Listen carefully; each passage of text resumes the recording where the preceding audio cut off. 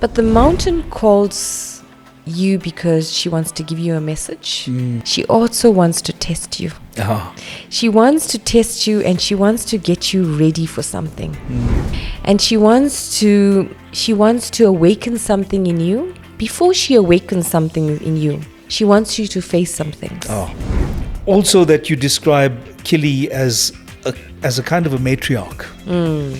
And secondly, that there's a spiritual element to this. I would imagine that there are people who would question that. What makes it a spiritual experience? Don't you just hike? Hey everyone, you're on point with me, Jack Devnarayan, your host, in conversation today with my very dear friend, Reddy, philanthropist, author, international speaker, adventurer, and just somebody who has an absolute love for life. And it's also about teaching others what you've learned, isn't it, Linda? Yeah, very much so. So some of the most profound experiences you've had are experiences that you like to share with others. So, firstly, the great trek to Kilimanjaro. Okay. What was that summit like? Were you emotional at the point that you reached the top? Jack, you and I have done this, right? So I totally understand where I come from. It's when I was on that top, that last day of summit. I don't know whether there's a part of me that felt numb, or it felt a complete out-of-body experience. I think that's something that is truly a common theme among so many people who have summited. It's almost as if you've spent hours and hours walking out of yourself. There you go, yeah. Is that how you felt? Yeah, that's it. And you know, when I think of that journey going up,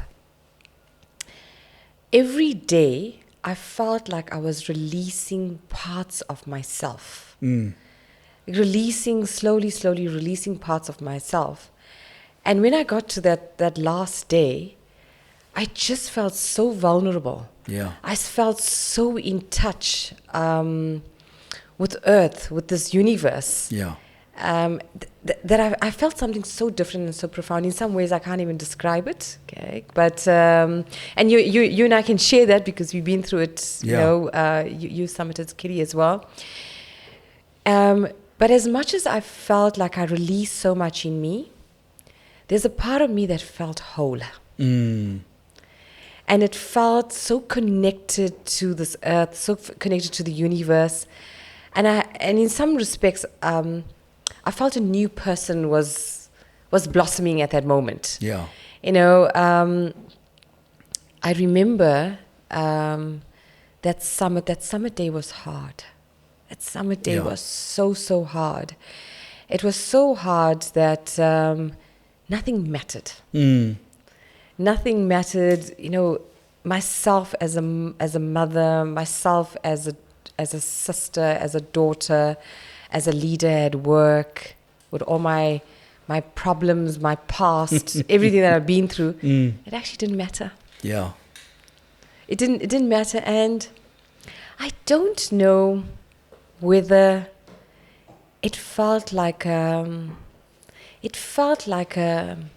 near-death experience. Yeah, I think people are terrified when they hear that, because I remember reading a lot about that before, weeks before I had summited and embarked on the climb, and people were reflecting on that, and they were saying, "But isn't this dangerous?"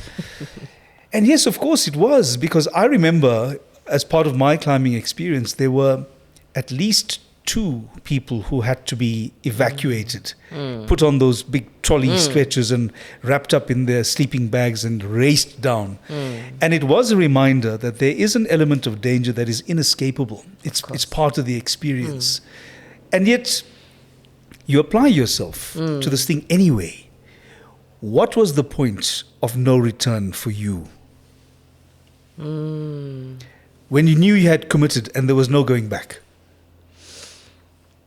Yeah, when I think about it, when I got to the Gideon Summit, Right. Okay, and Gideon Summit is actually deceiving. Okay, I tell you That's the why. best description. It's Yeah. deceiving.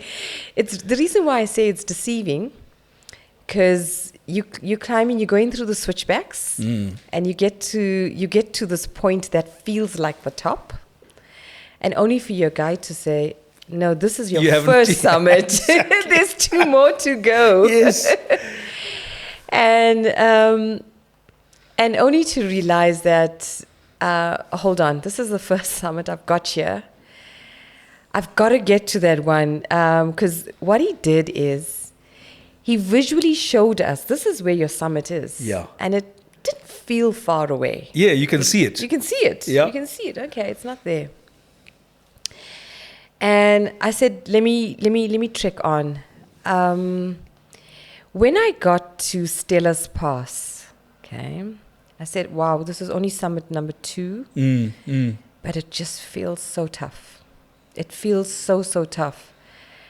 And the reality is, Jack, there's many moments where I felt like I needed to turn back. Yeah.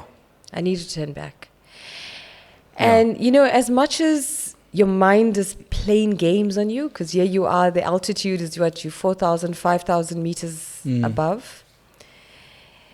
I said, I've come so far. I've got to push this. Exactly. Got to push this. And it doesn't matter who you are with. Because that guide and who I was with kept on saying, come on, you got to do this. You got to push. So as much as your mind is pushing you back, who you are with helps you push forward. This was also caring for girls, right? Correct. Yeah. And here I am. I've raised a huge amount of money. Yeah. Okay, from very generous corporate sponsors, and I know there's girls in South Africa that are waiting for me. I said, I've got to do this. I've got their money. Okay, Trek for Mandela has got their money. Yeah. I've got to do this because those girls are waiting for me to do this. Yeah. It's amazing you held on to that. I remember when I was reaching the last few hours of my climb, going into summit, I was so exhausted. I was so depleted. I was well into fatigue, where my legs wouldn't listen to me any longer. That the furthest thing from my mind were the girls I was trying to help. Yeah. I wish I could have held on to them longer, but I reached a point where I thought, okay, if they don't find me, I don't care anymore. Yeah. So I'm glad you kept them, because that's the true test of whether your efforts make a difference to them. Yeah. And I think that's an important theme I wanted to pick up on as well, is some of the lessons that you learned from there, from what I read, is that it's not so much, and I think it's something you've also echoed from Nelson Mandela. Yeah. It's not so much, what it is that you can do or what it's done in your life. Yeah. It's what it means for others. Yeah. It's how you can become of service to others that really matters, isn't it? Yeah, and I like that because I got so many leadership lessons that came through that journey. And it started with my why and my purpose and why am I doing this? And Jack, I go back because I conquered, I summited up Kilimanjaro, whichever way it was, you see it. And it all began during COVID. It all began during COVID. COVID was a time where a lot of people had a lot of fear. Yeah. A lot of fear. People were losing people. People were very ill. And if we go back to that year 2020, okay, because a lot of us felt things that we've never felt before in our lives, okay. I was personally taken out of a complete different zone. I'm working from home. I work in supply chain. It was very demanding. Our restaurants were closing. Yeah. And it was a very tumultuous time. Isn't it also a point that we've never before felt the intrusion of government in our lives to that extent? Here we go. Literally to the point where they're saying, you're going to stay at home. Yeah, here we go. Correct. intrusion, and also a bit controlling. Oh yeah. Very controlling. You can only leave home at 9 o'clock. You can't do this. You can't go there. Yeah. So in many respects, it was controlling. And upon reflection now, I think back, and it says a lot about our governments around the world, how they control us. But in that realm of controlling and confinement, I looked at it differently. Mm-hmm. And for me, it was a time of reflection. It was a time of spending time with myself.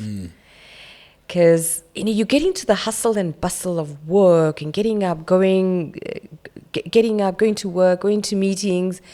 And that buzz for a moment was quieting down a little bit. So as much as work was demanding, I had time at home to reflect. And you know what that time at home reflect gave me?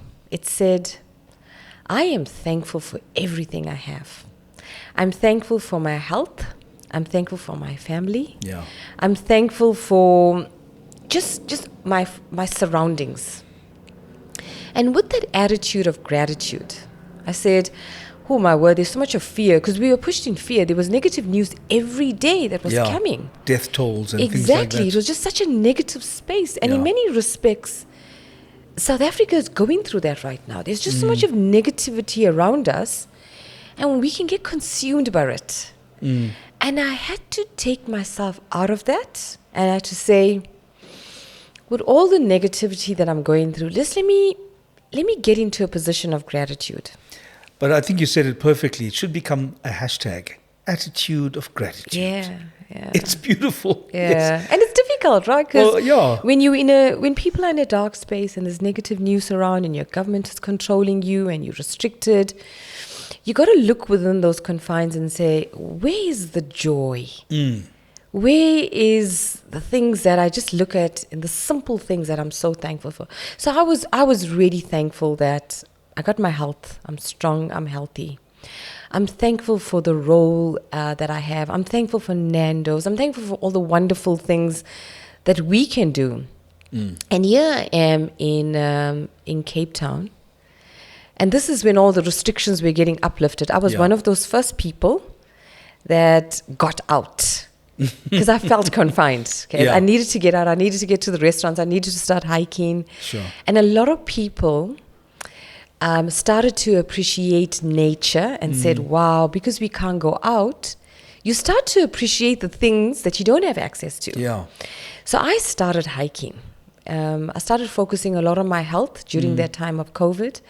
I started to eat healthy. I started to get active even in my garden. Yeah. So when the restrictions came off, I started hiking. So here I am, hiking in Cape Town, hiking in Table Mountain, and I love Table Mountain. Some of the most beautiful trails. Absolutely. And all this is free. Okay? Right, exactly. Yeah. All you have to do is just take it out there. And I was hiking with a very good friend of mine at the time.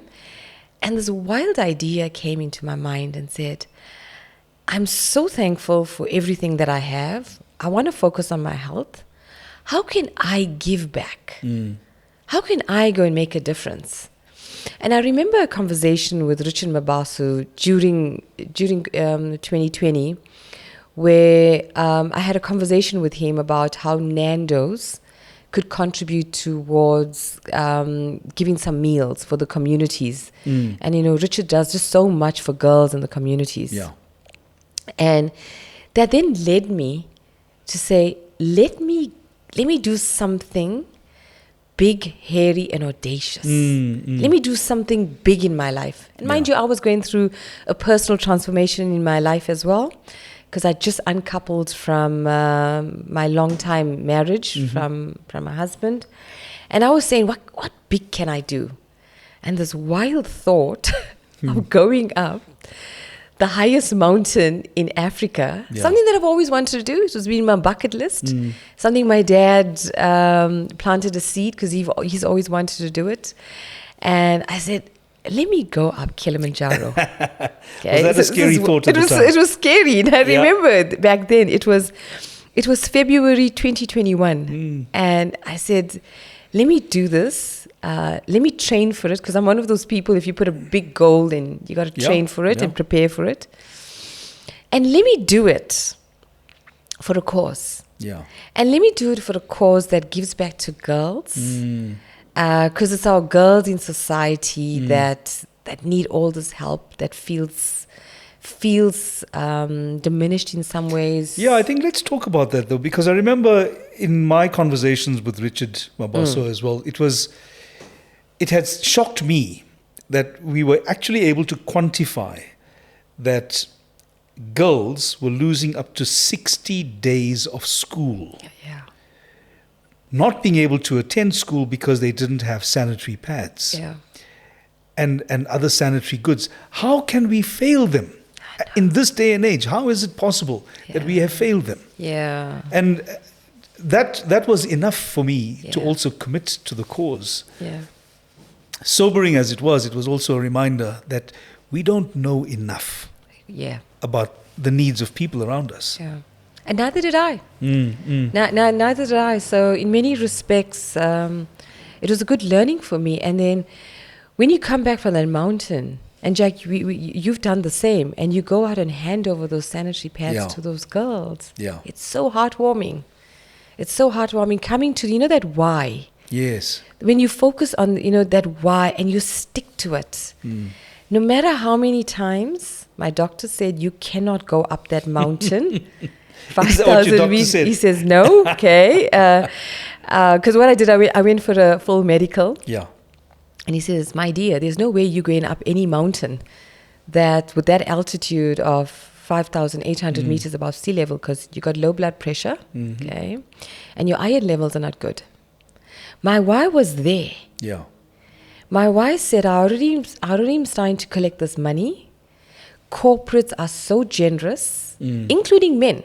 Men in decision-making corporates are so generous because I educated them on what's going on in South Africa, and they wanted to make a difference in communities. Okay. And I just stuck to my why, and I said, what can I do to get my iron levels better? I mean, I already started exercising and working on that. So had that helped? It did help. Okay. It helped. There's so many things that distract us from the why and come in between why we cannot do something. Yeah. And we just got to push forth. So the difference is between the why and the why not. Exactly, because the why not comes a lot. Yeah. But you stick to that purpose and that clear purpose and that goal. And he says, I told myself, I am going up Kilimanjaro in the middle of COVID. And I'm going up for these girls. Yeah. That's hugely empowering. And it's also like you want those young women also not just to be able to receive with gratitude, but also to set similar goals for themselves, right? Yes. Yeah. When I remember you made the point about going into COVID, going into a place of solitude and self-reflection. Yeah. Do you still do that? And where is your quiet place? Where is your solitude? Do you enjoy the solitude? Is it not? A lot of people make a lot of noise around themselves because they are terrified of solitude. Yeah. Do you embrace solitude? And I was terrified of it. Yeah. For many, many years. I want to keep busy. I want to keep active. There's something for me that if I'm still and if I'm quiet, it felt scary. Yeah. And I'll tell you why. Because I was afraid of what will reveal itself. Right. Because there's many, many years, there's certain things that I don't want to face. Yeah. Okay. And the beauty of that journey up Kilimanjaro is you got no Wi-Fi signal. It is the first time in my entire life that I was not connected to the world via some phone and keeping myself busy. Yeah. Or watching something. And it goes to the next leadership lesson about how going up that mountain taught me about humility. It taught me about humility, and it taught me about a second leadership lesson is how important it is to connect with nature. Mm-hmm. So here we are, Jack, after day number 1, we're above the clouds. Exactly. you're already looking at the top part of the clouds on day one. Exactly. Okay. Yeah.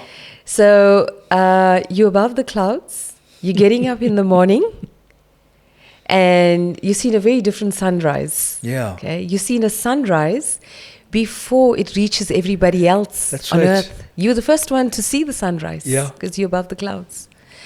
So it's getting up every morning.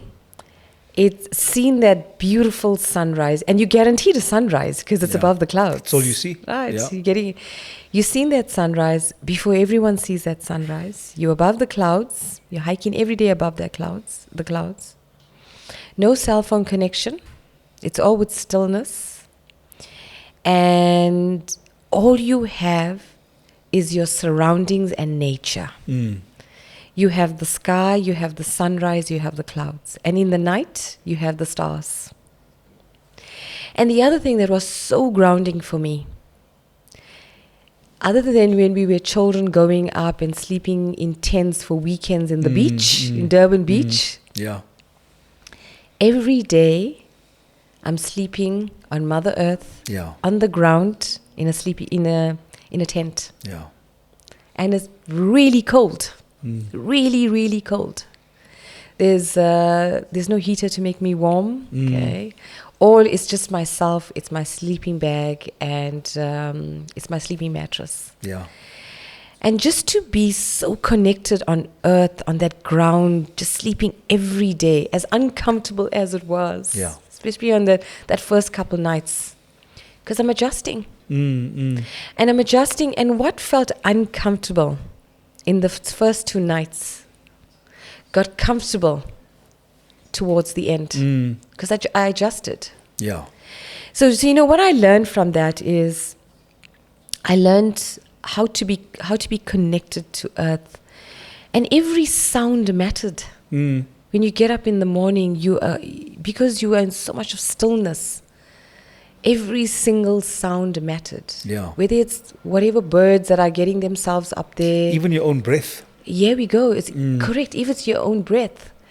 And you start to get connected with your body, because all you have climbing up that mountain is you and your body, your mind and your body. I tell you, that is humbling enough. Yes. Because I remember I encountered my only ever encounter with altitude sickness hit the day before the summit. Okay. And it had absolutely floored me because I was charging along great guns. I was such the superhero, let me tell you. I was marching along like this was Jack on military maneuvers. Okay. And when that altitude sickness hit, it was like the handbrake came up on this fast moving car. Yeah. That was it. Suddenly I couldn't put one leg in front of the other. Sure. And it took, I had to breathe and breathe before you could even imagine taking the next step, because there's literally no energy left. Yeah.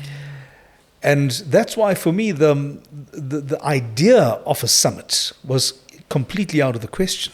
Yeah. I had no idea how I was going to make it to the staging hut, let alone embark on the climb the next day. That for me was the most humbling moment, because everything leading up to that point was such a great adventure on top of the clouds. This is all beautiful stuff, creating all kinds of magical poetry in my head about describing this wonderful spectacle. And yet it all came crashing down. Jack, you're making me think about something. How important breathing is. Ah. Because if I look at on that last day, what really kept me going was to be connected with my breathing. Yeah. So what I did before Kili, and it's something that I've been doing quite a bit in life, is I belong to an organization, or I did some courses with an organization called The Art of Living. Oh, yes. Okay. Yes. And with The Art of Living, I've been for many retreats where it's about your breath and the different breathing techniques and how breathing can calm you and how breathing can give you energy. And up that mountain, that's all I had. Yeah. Because I had a lack of air. Yeah. And because I struggled with low blood pressure, I had to use those breathing techniques to keep me going. I had to use that in my own technique with my feet, one step at a time, to keep me going. Yeah. Because I struggled so much on that last day. Oh, really? I really, really struggled. Sure. And I struggled because my mind was telling me you can't go further. Yeah. My mind was reminding me of a little trauma that happened within my ankle a few years ago. And I remember somebody telling me this before I went up Kili. And the words were, the mountain calls you. Yeah. Yeah. And it was very profound and it was very spiritual. It was very spiritual when they said the mountain calls you. But the mountain calls you because she wants to give you a message. She also wants to test you. She wants to test you and she wants to get you ready for something. And she wants to awaken something in you. But before she awakens something in you, she wants you to face some things. And I think about that, and I think about when I was going there in these moments of stillness. You cannot get distracted. Pole, one step at a time. There were just so many thoughts that were going through my mind. Yeah. Because to my point earlier on, when you don't want to face certain things, you got to face it in that mountain. And as you say, the mountain confronts you, forces you to confront those questions, right? Yeah. And those thoughts. Yeah. And here you are in a moment of, it's your breath, it's the thoughts, and it's your body. That's all you have. Yeah. And it's just the surroundings. And going up, the thoughts of fear came continuously. It came continuously. And many times it haunted me. What am I fearful for? What are the things that I have been fearful for? And the journey up Kilimanjaro is not a physical one. It's a mental and it's a spiritual one. I think, that's the second time you've characterized it as spiritual. So let's go into that. Firstly, also that you describe Kili as a kind of a matriarch. And secondly, that there's a spiritual element to this. I would imagine that there are people who would question that. What makes it a spiritual experience? Don't you just hike? And of course it's that. Yes. But we know from our experiences and the number of times we've spoken about this, there is something that is so profoundly different than simply a physical exercise or an expression of your physical ability to achieve something. There is an additional element to this that you describe as spiritual. Why do you describe it as spiritual, and what makes it spiritual? Yeah, for me, spirituality is understanding why I'm here, why I'm here on this earth. Number two is, and it took me a while to understand that why, because I felt it was a process. The second one is, once you understand your why, it's saying, what do I give back and leave to make this place a better place? Yeah. And that started to uncover itself in that moments of stillness when you're up in that mountain. It started to take me out of my conscious, which keeps you busy, keeps you in the hustle and bustle, where you're always in this armor. Yeah. You're always protecting yourself. You're putting a shield. You're putting a certain image with people, whether it's work, whether it's family, whether it's friends, whatever. But going up in that mountain, you shed out layers. Yeah. There's no more that layers of me putting an image, me being in a certain way. You're there. You just up climbing. Yeah. you've got to consume food to give you energy. Yeah. You got to consume water to keep you hydrated. And that, for me, is all moments of getting connected to this bigger being and this bigger self. Yeah. And I'm also conscious of, people are religious, and I respect that. I used to be very religious at some point in time.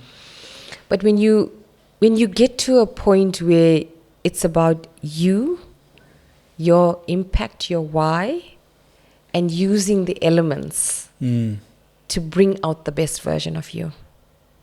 That is so, so big. Also because coming back from Kili, I am very aware of, firstly, the process of shedding those personas, those layers of attitudes and what we call the artifice of you. You become aware that you're shedding it as you climb. You also become aware that when you're back in this normal world that's used to those devices and the hiding places, you become aware that you put them on again. For sure. But I realize the difference is that you become conscious of the process. And it is the one thing, and this maybe you can speak to this, the sense of leaving behind and shedding those personas leaves you in an existential nakedness, in a state of vulnerability.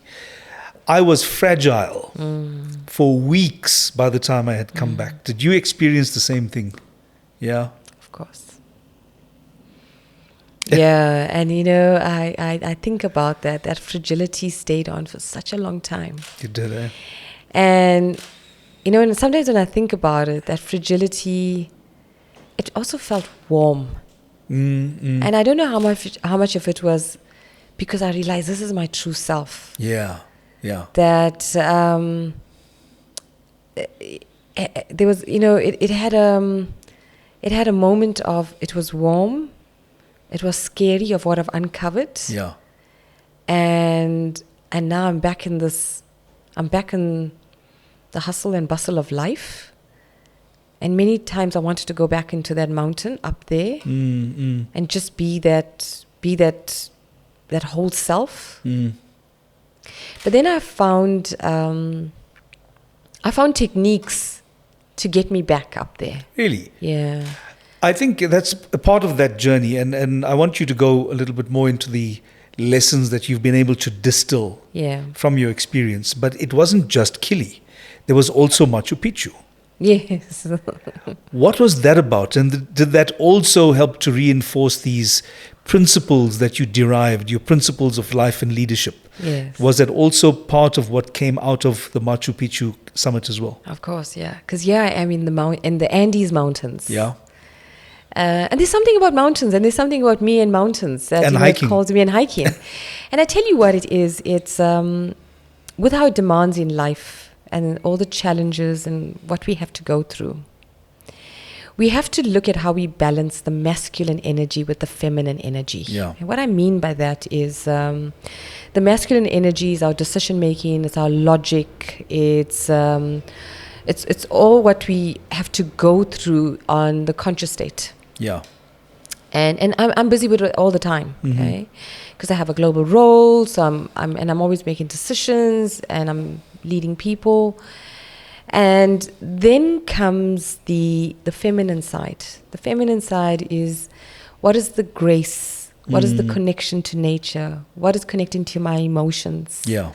What is my awareness? And what I do is I always look for moments to connect with nature, because nature gives me joy, nature gives me happiness, nature makes me grounded. Yeah. Nature gives me energy. Whether I'm hiking with the birds and the clouds and the sky and the trees, because I love trees. That energy is important for me to go and be productive and successful in my masculine energy. Right. So they interrelate. Correct, they interrelate. And so I look for moments to spend in nature. Yeah. And I love hiking. I love being active. So for me to go and spend 7 days in the Andes Mountains to hike through the Inca Trail, to get to Machu Picchu, was not just about the mountains calling me. Mm-hmm. It was going to a very spiritual place where the Inca people believed in Pachamama. Okay. Pachamama is where you got to listen to the sounds and the messages from nature. Because the Inca people believed in that. They listened. They listened to the rain. They listened to the moon. They listened to the sun. Because every single one of these elements talk to us. Yeah, yeah. And we talk about seasons. You know, the Inca people, they looked at the seasons. They looked at the different times of the day. And when you do certain ceremonies, when you make certain decisions. Right. Yeah. Sowing and harvesting. Correct. Sowing and harvesting. It was so important for them. And I learned all that. You know, it wasn't just about hiking the Andes Mountains for 7 days. It was getting connected to the Inca traditions. Yeah. The same thing with Kilimanjaro as well. Yeah. You know, you go up Kilimanjaro and you hear the traditions of the Tanzanian people. Yeah. So I think that was a very humbling, energizing, grounding experience for me. And all this is done for a cause, because I went up. I hiked the Andes Mountains for gender-based violence. Yeah. Which is a massive issue. What was the foundation that was running that project? So I did it with the Tears Foundation. Yeah. Also there as well, very generous corporates. Mm-hmm. Again, a lot of men generously sponsored towards gender-based violence. Yeah, I did it with the Tears Foundation in South Africa. I want to go back to Kili, and there's an important point to be made about Africa, but I think we've already covered so much ground. This is incredible stuff to unpack, because obviously you have taken years to unpack all the lessons that you've learned in the process. And I think this begs for a second, possibly even a third episode. So if you're up for it, yes, I would love to continue the conversation. Yeah. So, all right, that's exactly what we need, because this is the best possible time to spend in reflection, especially given that today, as we record this, is Human Rights Day in South Africa. Oh, that's right, yeah. And maybe we can talk a bit about that also in episode 2. Yes, yeah. But for now, that's where we're going to call it. Yeah. It's On Point with me, Jack Devnarayan, in conversation with Linda Reddy. We'll be back.